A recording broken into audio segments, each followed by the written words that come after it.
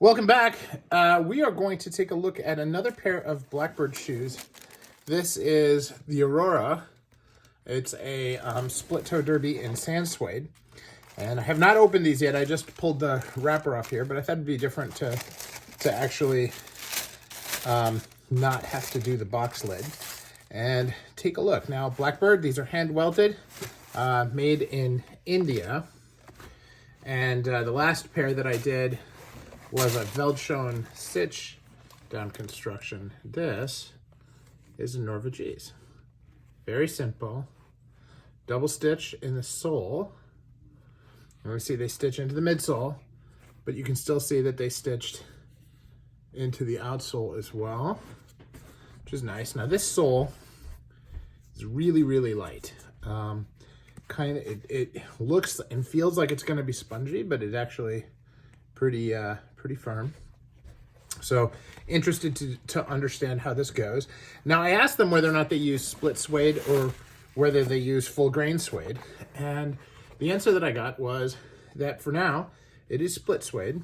They were getting their suede through the tannery in Agara. Now this has the same kind of saddle pattern or similar saddle-like pattern as you see on my Bontonis, although it has a double top line instead of going down here. Patch on the back. Really fine detailed stitching here, there along the top line, and then the machine stitched split toe, which I don't usually do, but is still interesting. And that Norvegese 270 going right in there. That is by hand. And of course, no welt. That is the upper going around here. Not as tight as you see on some really high-end shoes, but still nice. That's not a knock on them. It's just an observation. Now the waist doesn't seem to be sewn into the midsole, so I wonder whether or not that's just cemented. The insoles here are padded like they were on the other pair, and so I can't pull them out, so I can't see whether or not it's blaked in this area. But that is a common thing that shoemakers will do: blake stitch here, and then an outsole stitch around the outside. So in any case, while it is split suede and not the highest quality that I've seen or that I have in my collection, they are nice. And you know, I have Crockett and Jones that's split suede, which is Repello. So, you know, they're making an effort to upgrade the leather, which I think is great. Now the lining, like the other one, is definitely made from a lower grade of leather, but soft. Feels like it'll be absorbent. So, like the others, I'm really gonna need to get them on the hoof to see how they are. But at first glance, you know, the toe structure feels like it may be leather, maybe leatherboard. The heel definitely feels like it is. It doesn't feel like it's this elastic.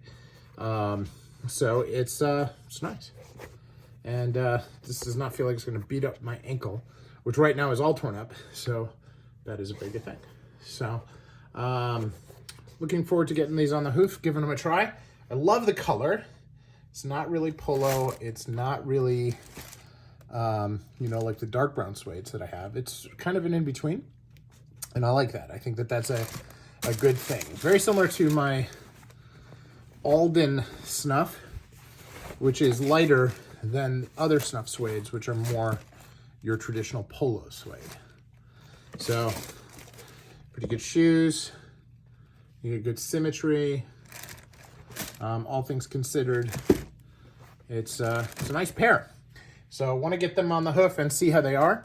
Now, you know, for a couple $100 for a Norvegese stitched shoe, you know, you have to understand that the leather quality is not going to be what they are on $1,000 pair or $1,500 pair, if you look at my Bontonis, and that's okay.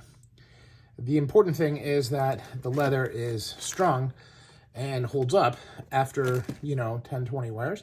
So I'll get these on the hoof. I'll start posting them on Instagram when I do, and you can be the judge to see how well they hold up.